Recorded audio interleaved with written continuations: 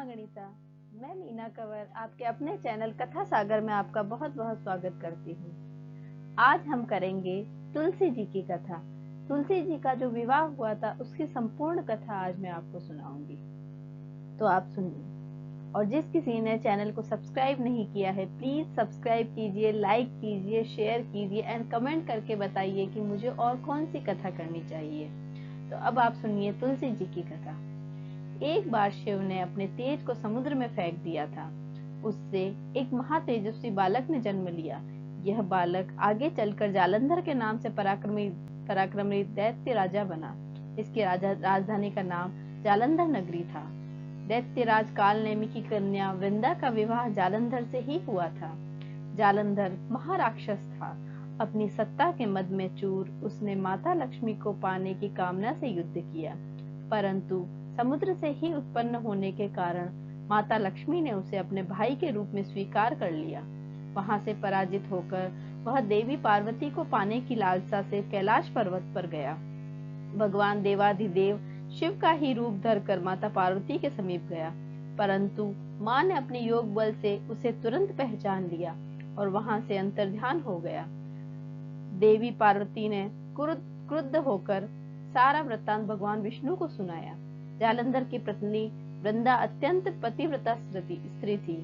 उसी के पति धर्म की शक्ति से जालंधर न तो मारा जाता और न ही पराजित होता।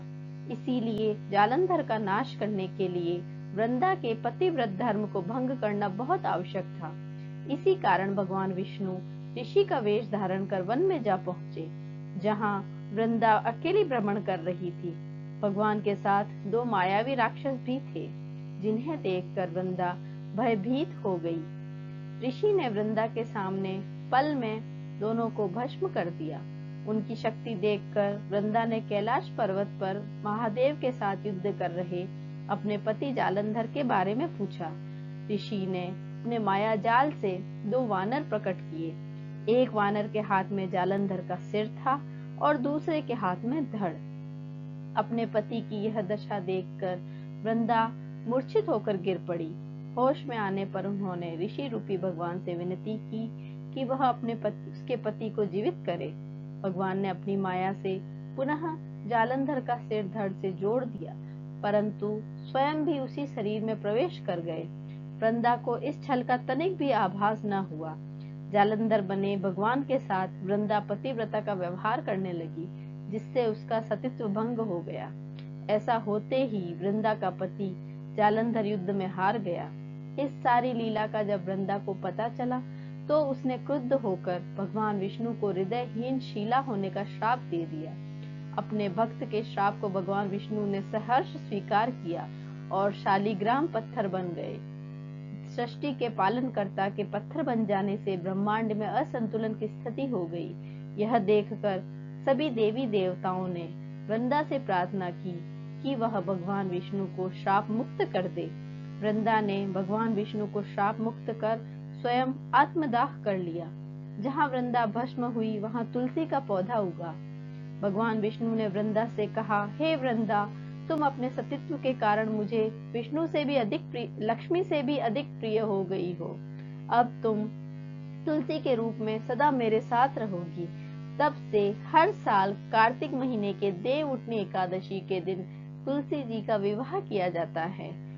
जो मनुष्य भी मेरे शालिग्राम रूप के साथ तुलसी जी का विवाह करेगा उसे इस लोक और परलोक में विपुल यश की प्राप्ति होगी।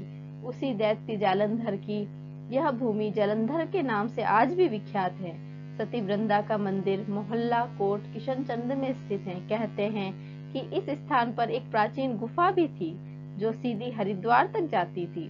सच्चे मन से 40 दिन तक सती माता वृंदा देवी के मंदिर में पूजा करने से सभी मनोरथ पूर्ण होते हैं। जिस घर में तुलसी होती है वहाँ यम के दूत भी असमय नहीं जा सकते। मृत्यु के समय जिसके प्राण मंजरी सहित तुलसी और गंगा जल मुख में रखकर निगल जाते हैं वह पापों से मुक्त होकर बैकुंठ धाम को प्राप्त होता है। जो मनुष्य तुलसी व आंवलों की छाया में अपने पितरों का श्राद्ध करता है उसके पितर भी मोक्ष को प्राप्त हो जाते हैं।